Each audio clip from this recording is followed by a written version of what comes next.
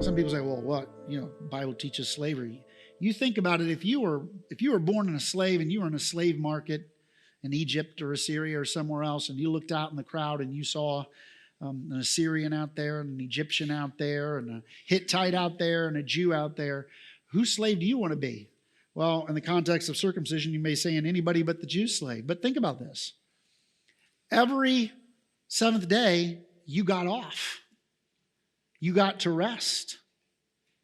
As a slave in a Hebrew household, you had certain rights. You got to partake of the feast. You got to partake of all the Sabbath days in the year. And if you were a Hebrew slave, there was a year of release where you were set free with skills, and they were to be sent out with gifts and money to get a start in life.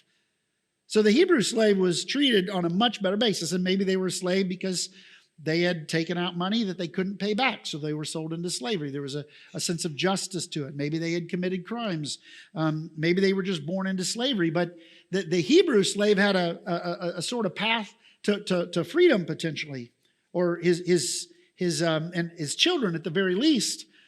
And so it was quite an elevating thing to have access to God and His people, to be a genuine partaker of the promises of the Abrahamic covenant as one circumcised and put into a Jewish household.